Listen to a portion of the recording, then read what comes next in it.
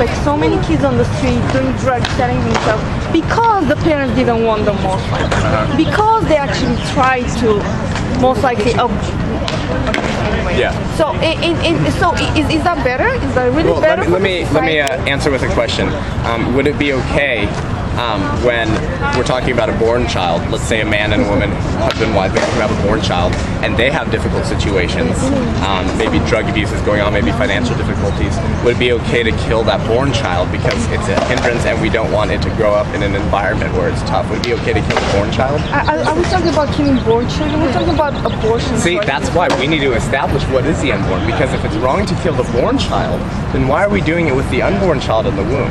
Because if the unborn's not human, then no justification for abortion is necessary. We don't need to justify it if the unborn is not human. But if the unborn is human, which we believe our photos show, what could that be if it's not a human? Then there's no justification for abortion that is adequate enough.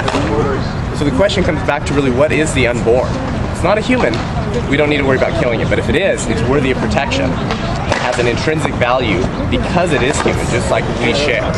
So you're trying to make it sound like you guys are really protecting the rights of the unborn children. Well, we are for protecting the rights of the mother and the unborn child. But we don't believe it should be a moral, legal right to kill the unborn child, regardless, or just because there's maybe difficult situations involved. So how are we going to deal with this in society if every single conception is realized as a human? Well, it's not just that every conception could be realized as a human.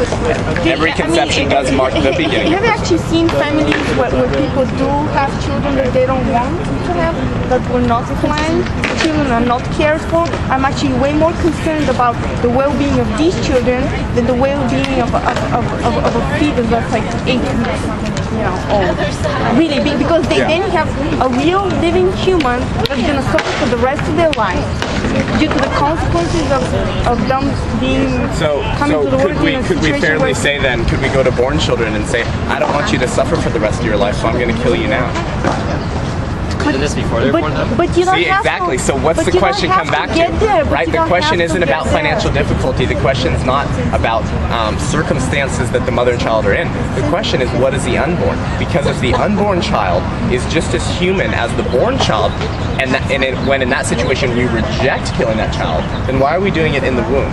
So we have to come and answer first the question of what is the unborn. And I was just talking right here with this man Caesar about this, and that because of science, we've known for a long time life begins at conception. And what we're talking about here through this poster is showing the different level of development. And Developing Human Clinically Oriented Embryology, the leading textbook on human development in all different colleges, regardless of state college or Christian college, this is a leading textbook, and it talks about how it says the highly specialized totipotent cell, right? So even a cell, I'll get to you in a second, marks the beginning of each of us as a unique individual. So science has developed, and we've known this from science for a long time, that life begins at conception. Yeah. There's also another perspective, what you define as life. What's that? Because so life of a human or life of a living organism? Life of a human being. A human being. And you say it starts since fertilization? Does that matter perspective? No, we know because of science. I just read to you from the leading textbook. So what's the difference between the beginning of each of us? What's the difference between the life of a human versus the life of, let's say, a chicken? They're both living organisms. So yes, I understand. The comparable between a chicken and a human, they're not the same, right? Okay, but they start out the same pretty much though. Fertilization, they start with 2 cells. Yeah, the uniting of the 2 cells. Okay, so but then the chicken also starts with 2 cells, correct? They're practically comparable, aren't they not? Aren't you talking about a human fertilization? Yeah, I mean we can play name games all day and compare different things, but we're talking about the difference between a chicken and a human. Is it morally justifiable? So I'm not talking about chickens. I'm talking about, is it morally justifiable to kill the unborn human person? Is that okay? But then there's also perspective whether or not it's a human or not. Right, will become human. Okay. Well, that becomes the issue again. And I don't know if you've maybe not heard me the last 2 times, but I've just cited to you guys and showed you that science has proven that life begins at conception as a human being. That the life of us as human beings begins at conception. So to say, well, we don't know, or when does life begin? That's when it begins. That's what science has told us. What makes us so special as humans? believe this? Yeah, well, I think we know. We recognize intuitionally that we have intrinsic value as humans. That's why our founding forefathers Because we have set this- up the Declaration of Independence, saying that we have the right to life, That's liberty, and the the four, pursuit of happiness. the four founding fathers is the setup of America. Okay, but as humans in general, what makes us so special against animals in general? It's because we have this higher intellectual being. Right? We think we're more important than them. Right? We have an intuition that we know. We recognize we are intrinsically valuable simply because we are humans. We don't have to complicate it. We recognize that intuitionally. That we have value because we're human. But it's because we think we're superior. But biologically, are we actually different from other animals? So you're saying we're not superior to animals? I'm not saying that. We are. In fact, we can conquer all the other animals. But I'm saying it's because we believe we are them. So what makes us think that we're special as humans, though, in the first place? It's because of what we believe in. Right. Well, no, I'm talking about, again, we're going back to animals again. We can talk about that in another debate, but that is another debate. I'm talking about this, and if this is No, okay. but I mean, your whole debate is when does life begin, right? Yes. Like No, in that's what I'm general. saying. It's not a debate. I've just established that it's not a debate. oh, That we've it's not a known debate. this, that when life begins, right, for a long time. Now, people may disagree when life begins, but disagreements, just because there's a disagreement, it doesn't follow that we don't know or that there's no established facts just because we So disagree. can you show me some scientific research that shows life begins at conception, and what, Yeah, I what could do it a does fourth time. define a human at conception to be? The life of a human versus the life of something else. Because yes, we may agree. Okay. Well, maybe I should- agree that maybe I at should- conception life begins. Life begins at conception, right? Yeah. But when do we consider when life begins as a human? Okay. What I've read from here is that our human life begins at the moment of conception. So maybe I should state this. For those of you who maybe are familiar with science, the law of biogenesis states that everything takes after its own kind. So essentially dogs beget dogs, cats beget cats, right? So humans beget humans. So when does life begin? If life begins at conception, that life is the beginning of a human life. It couldn't be anything else because the law of biogenesis states we take after our own kind. So humans together aren't going to produce a dog. We take after our own kind. So if our life begins at conception, which we know from science, what could it be besides a human? Yeah. Also, first of all, thanks for coming out. You know, I really think abortion is a really interesting issue, and I really genuinely think both sides of the debate make really good claims. I'm personally pro-choice, but I could understand if someone does believe in the claim that a fetus or an embryo is an innocent life, then I can understand the claim you're making. Now, I personally don't believe that, but I'm going to try to make an argument. I'm going to give you the benefit of the doubt. We're going to assume that a fetus is a person. And I'm still going to try to convince you why I still think that abortion is morally permissible. I don't know if you're familiar with Judith Thompson. She's a, famous violinist. Yeah, and I want to talk about the famous violinist case. That's great, you know about it. I don't know if everybody tell me. So essentially, like you imagine that there's like a person who's like a famous violinist, like a world-renowned violinist, and they're like the violinist gets sick somehow, and they rush them to the hospital, and somehow there are complications where they need. Certain blood type. Yeah, they need a certain blood type.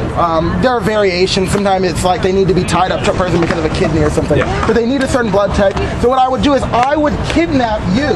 I would kidnap you against your will. And then I would say, you wake up and you're tied next to this violinist and you're like, oh my God, what the fuck's going on, right? And then I would say, look, I'm sorry I kidnapped you, but you have this really rare blood type and we need to save our violinist. The violinist didn't do this. This is against the violinist's will. This is totally like his crazy fans, right? And then the question becomes, do you have a moral obligation to stay 9 months? If you stay there for 9 months, connected to the violinist. If you stay there for 9 months, and if you stay there for 9 months, then the violinist is fine. If you leave, then the violinist would die. Most people would say it's supererogatory to stay. In other words, it would be nice to stay, but you don't have a moral obligation to stay. Now, problems people say with a lot of times people say, oh, well, the analogy isn't apt because, it's more analogous to rape. than other abortions. But what I respect about you is that you're willing to say that you're against abortion in cases of rape. And why I respect that is you're willing to double down, and I really think that's cool. If you're gonna be pro-life, then you can't pussy out and say not in the case of rape, because regardless, if the life is innocent, it's not less innocent. Right. So that isn't really relevant. But my thing is, why would it? Do you think that I should stay connected to him? Right. So yeah, let me address the Judith Jarvis Thompson, famous violinist case. Sure. That analogy falls apart quickly. Okay. For one of two reasons. One, because I think we have to recognize the difference, or the difference that a mother has as a maternal. Well, I'll give another one that maybe you might respect more. But we have to see the difference between your responsibility to a famous violinist that they connect to, and the mother's responsibility to the child. Because as you said, if we're going to assume, right, that the unborn is human and that life does begin at conception, which, as far as life begins at conception, we know that. And so if I'm conceding, like you said, then we need to recognize that the mother has a certain responsibility as a mother. If we're going to assume that the unborn is human and is her child, then why should she be allowed to kill it? She has a certain responsibility. Why? Because why does she have a responsibility? We would reject that if the mother was to kill her newborn child. Why? Because that's her child. And she's the mother. You can't just kill your child. First of all, that's illegal in our country. Yeah. Well, we're talking about ethics, the law. Well, you're conceding my point. So there's a difference then between someone who doesn't know this famous violinist and the mother's actual responsibility towards her child, which you said is a child and is life, since life begins at conception. Well, I'm conceding to the case that the fetus or the embryo is a human life, but it hasn't been born yet. And I personally think that being born is a factor. Now, I'm not going to sit here and advocate. I think it's, I don't have any problem with a woman having an abortion 8 months and 29 days in. And that's I'm not going to talk about something that's silly. Yeah. But I do believe that just because I do think there's a fundamental difference, and I think if you would ask most people, there's a fundamental difference between a fetus that's the size of my pinky fingernail that can't feel pain and you. Do you genuinely believe that or me, for instance, is of equal intrinsic value as of an embryo the size of my fingernail that can't feel pain or have thoughts? Yes, because just if you're gonna again concede my point and still try to justify killing them, we have to recognize the difference as far as size goes, because that's what you were saying. You brought up two. It's not just size. Well, hold on. You brought up 2 points. You brought up location and size. You brought up that it's in the mother's womb, and so once also it's born, ability that's to feel a significant pain. point. And then hold on. And then you also said size, because it's smaller. Well, why is size a morally relevant issue in the debate? Because I'm larger than most of you here, but I'm certainly not more human. I brought up size in the sense of not just... So just because the unborn's smaller... I didn't just bring up size. I talked about cognitive ability, dependency, and more. And one issue that I think is really important is the ability to feel pain. Let me give you the second point to Judith Jarvis Thompson. Sure. The second point why that falls apart is that there's a difference between killing and letting die. So in the situation that Judith Jarvis Thompson... But abortion isn't necessarily killing. Abortion in some instances... So do we believe abortion is some... But in some instances... But you're obviously very educated. And I really love debating... anti-abortion activists that actually know facts. I really do. And I can tell you know Judith Thompson, you know the scientific perspective.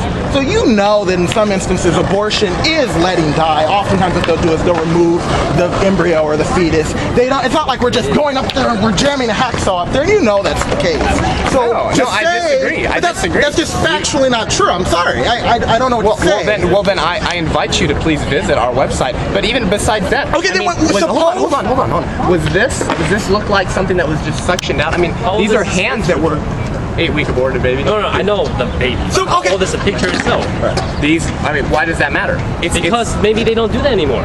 No, okay, wait. Abortion still is legal. Wait, hold on. Suppose How do they do that? Hold on. Let me address his Okay, so really what you quickly, were bringing up is that no, I disagree. You were saying, oh, we just remove it. Would that be permissible? Suppose that were the case. Suppose But that's not the case. No. That's why. Look at that. We're talking about babies. Every abortion doesn't happen like that. That's just factually not true. I'm sorry. That's just not true. Well, then, if the baby looks like this at these first trimester stages, then it has fully developed hands. So If they remove the baby and they don't that kill baby it, apart. That's what these photos prove. But you're okay. So you're attacking. I understand what you're saying. If let's say an abortion was performed in the following manner: they took out the embryo and then they let it die. Would you be fine with that? I'm sure you wouldn't be. In what case? So I'm saying, suppose how they performed the abortion was they use like a type of vacuum or something to suck the suction. Yeah, a suction technique, and then they exerted the embryo or the fetus somewhere, and then they let it die instead of killing it, or perhaps what was the case. I'm not familiar with this particular case, but this is the normal case. These are first trimester. But you're dodging my question. Suppose that wasn't. Because there are many abortions. You know that there are. I'm not dodging the question. I'm rejecting it because that's not how it is. Abortion. Every abortion isn't like this, and you know that's the case. Everybody knows that's the case. And actually, one of your biggest points is that there is babies that are aborted. They're still breathing alive, and they kill them, right? I mean, is this one of the biggest things? Then I'll concede your case and go with that. What if you do take the baby out? Right. Then what would you say? Let it die. Is that okay then? That's what I'm asking. You talked about location, right? Well, I'm where asking. The baby is. Would you say? This question. All I'm asking is, you said that Judith Thompson is the unborn out and let it die? Yeah. No. Okay, but then why did you criticize Judith Thompson's analogy by saying that was a primary factor to why the analogy fell apart? I would say that because taking the baby out of the womb in these early stages does kill it. So it's not just taking it. But you just said it was letting it die. Okay, then I need to rephrase it. Okay. Taking the unborn out in the first trimester is going to kill it. So that is killing it. So then the Judith Thompson case would be killing it. Then if you're going to say no, because the violinist, right? And if we want to go with what you were talking about, is first of all, like you were saying, location out of the womb. Right. That's why when the case, most people who are pro-choice respect it because it's someone who's already been born, and so we think that anyway. So in that case, then with that person, it's that if you remove this, that person's going to die. So you're letting it die in that situation, and that's why I drew that. I was going back to abortion. But you just saying said that, 5 minutes. No, because you were saying about abortion that nobody believes that this is what happens. Nobody. Believes. I didn't say that. No, you did say that. Everybody knows. That's not what I said. I said it was ignorant to assume all abortions happen that way, and that's just factually not true. You're genuinely going to tell me that there aren't section let it die abortions. You're just genuinely going to sit here and there are section abortions, okay, but it's still that kills the baby. But you do you see the difference between letting die and killing? Okay. Abortion kills the life of an unborn. In the Judith Thompson case, is that letting die or is that killing?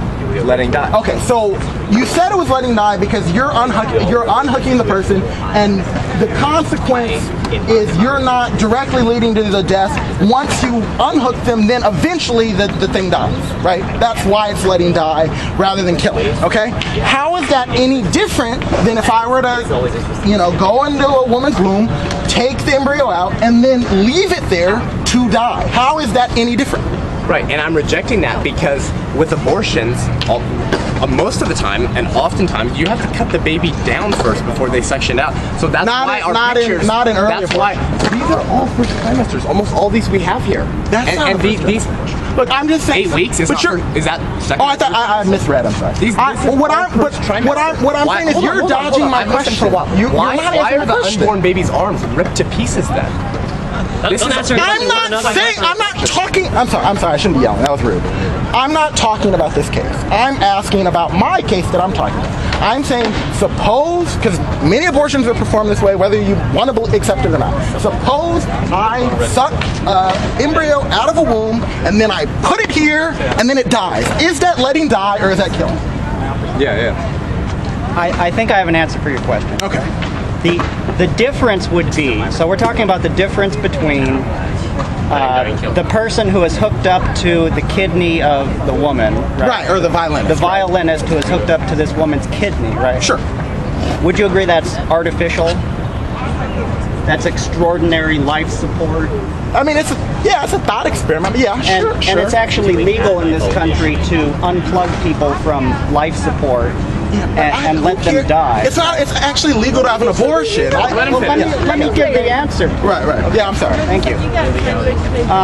So the difference between that and you're saying a hypothetical abortion where they took the baby out alive, and then just let the baby die. Right. Okay. Is that permissible? But you see, taking a baby at, say, 16 weeks out of a woman's womb is unnatural.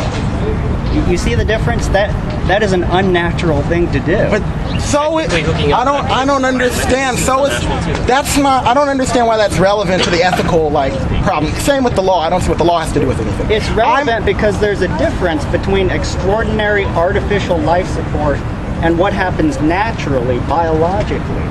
You see, we recognize that difference. That's the whole point of the thought experiment, is to make, because the whole point of the thought experiment is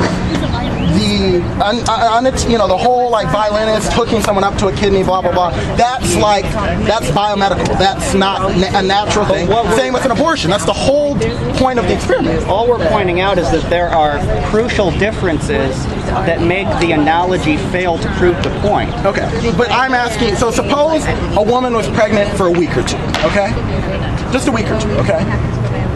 I'm the abortion doctor, vacuum cleaner, suck the embryo out, leave it here, it dies. Is that letting die or is that killing? That is killing, and here's why. Do you agree? Here's why I would call that killing. Because you're taking the baby out of its natural environment and you're putting it into an artificial environment. But babies were not intended to be forcibly removed from the womb at 16 weeks, for example. But that's not. But even though it isn't quote unquote natural, it's still not. So here's some background for this. Here's some background.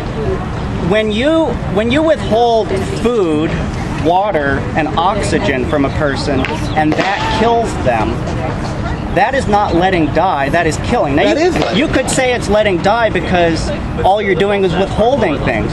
But what you're withholding is what is naturally necessary for a person to live.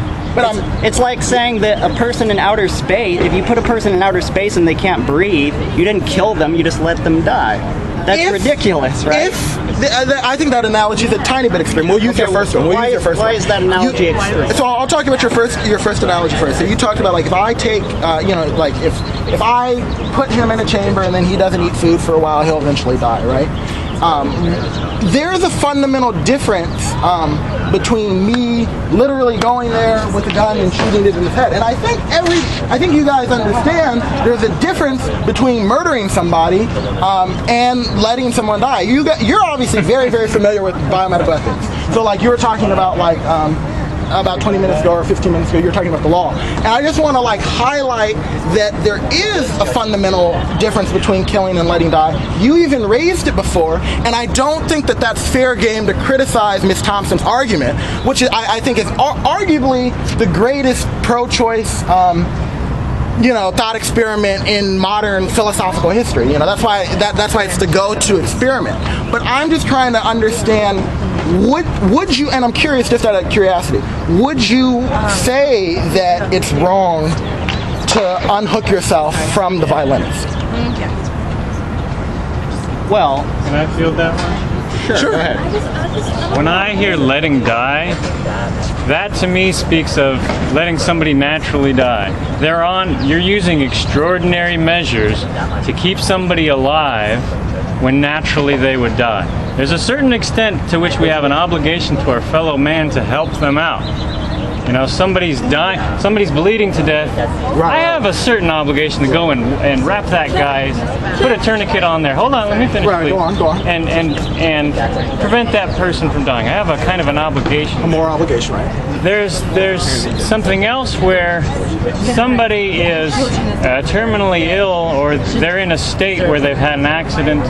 They've got you're using extraordinary means to keep somebody alive when naturally they would die. You're prolonging their natural death. In other words, if you're not I'm talking about life support. I'm talking about life but support. you're talking about That's when you're finally letting somebody die who's naturally going to die after you're using extraordinary means to prolong their life. They're not improving. You're not really healing them. You're just keeping them alive. Right. To cease using those extraordinary means and stopping the feed tube, etc., or the heart pump, whatever it may be, that is morally illicit. That's letting somebody die. So you're saying... But for me to go to this young lady, lock her in her house, she runs out of food, that is a form of murder. That's a form of murder. Okay, So- See what I mean? Oh, go ahead. Can I just say, this is really a social choice that you guys are talking about. So let's go to the letting die thing. If that baby is born, but the mom didn't want to have a baby, is he going to die if she doesn't do anything? Yes. Is he going to die? Yes. So she has a moral obligation to take care of that baby for another 18 or so years, in addition to giving abortion, when she could have terminated it very early. Yeah. Because she didn't want to give birth to this baby. You're talking about You're bringing up a very important thing. changing your life. Like you're really talking about women's lives and their choices. You're not talking about the dad has an obligation to take care of the baby. You're talking about the women's choice. I wouldn't disagree with you with there their bodies, either. because it actually has very major social consequences on their lives. Absolutely. Who here thinks it's easy to raise a kid? No, only this guy thinks it's easy to raise a kid. Give them Cinnamon Toast Crunch and they're fine. No, it's no doubt. It's a burden to raise kids. The big question is it a human? Can we kill it? Is this a killing? Like, is the baby gonna die when it's born? Well, it's gonna die if the mother doesn't have money, if the mom is on drugs, and all of these things. So should we kill it earlier or Put later? it out of its misery, I think is her point. So what about other It's not fun. Okay, let me speak to it. Let me speak to it. What about adoption? Yeah. You know, there are hundreds of thousands of babies in America that aren't adopted. I mean, it's Hold like, on. oh, everyone just wants to Wait. adopt Time out, babies. guys. It's You ridiculous. see what we're doing? We're jumping from one thing to the next without establishing, without coming to consensus on something, or at least being clear about exactly where we disagree. So we're bringing up too many things at one time to address. So I want to address your concern. Yes, it's a societal issue.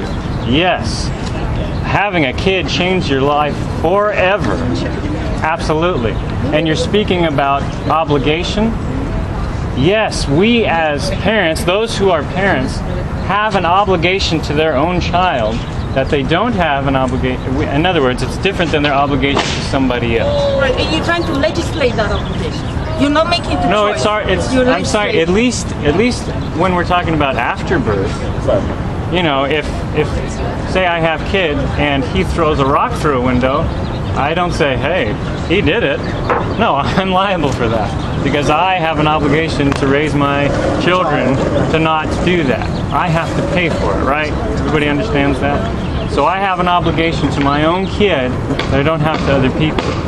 So women that want to abort is because they don't want to have that obligation. They're not ready for it. I get that. Saying they have people to. shouldn't be made to do it. They're saying it's and irresponsible. Like, what if your mother? I don't know her. I'm not even assuming anything about her. But what if she didn't have me to take care of you, and she decided, well, I don't care about her, whoever she is. Well, she would have I'm gonna just aborted me. abort her. She would have aborted me because, But that's- and actually she did probably a few of my siblings. Actually, I have to tell you that.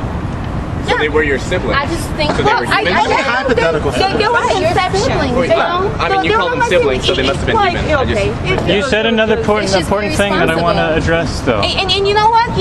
If she didn't, we'll be in the poorhouse. I wouldn't have the education I have. My children wouldn't have the education I have. And this whole society is going to be going down. That's an excellent point. Before she could have I have a personal story. I have a daughter Really? myself. She could have gotten I don't want to ask she did her best in getting a We're gonna good start job. going everywhere. I don't want to talk about your mother. I'm just going to say in general because I don't want to disrespect you or your family or anything like that. But when someone gets pregnant, you have to change and like do better for yourself and your child. Not She did take the the best she lazy could. route and say, well, I don't really want to get a better job. I don't really want to, so I'm going to kill this life because I made a mistake and it's her fault. But you know what I've seen?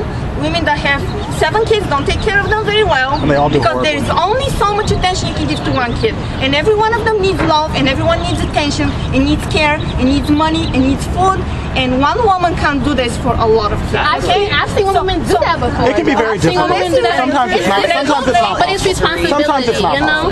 It's possible. It's What if it was possible. like a mother had 7 born children and then it got tough and then she said now this is getting too tough? Could she kill 5 of those children to make it easier on her? Horrible analogy. No. Oh, why is it? Because they're not. Exactly. You got it. Exactly. That's the difference that we're talking about it. So that's what we should be talking about. If you come up with an argument,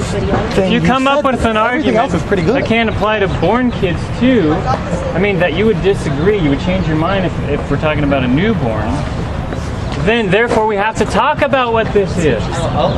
Because that, yes, it does determine whether abortion's right or wrong, because you agree that it's not okay to kill a newborn. But she doesn't And think you're saying that she doesn't think a fetus is a human life, though. There's a difference between a born baby and a preborn baby, other than the fact that it's out of the womb and not connected to the mother anymore, I'm guessing here. So the argumentation about poverty, about if some people say overpopulation, some people bring up rape, some people bring all these very things that are real and need to be addressed. They're problems, they're societal problems, and we should all be working to heal these societal problems. But if you think that none of those reasons are legitimize killing a newborn, then you have to say what's the difference, because we all agree already on that. We already agree. Therefore, those arguments fail because we have to first establish what this is. Why? How is this different than the newborn? Because you already agree with us on that point. And the reason you disagree with us on this point is because of ... Something about this. You don't see this the same way we do. Is that fair to say? You don't see what this is the same way that we see it. Is that fair to say? I think you should have a choice. It's not something that should be just put on you just because somebody got you pregnant. And you have a point in it. Hold on. You're not answering my question. I'm not saying that. Do you consider that a person?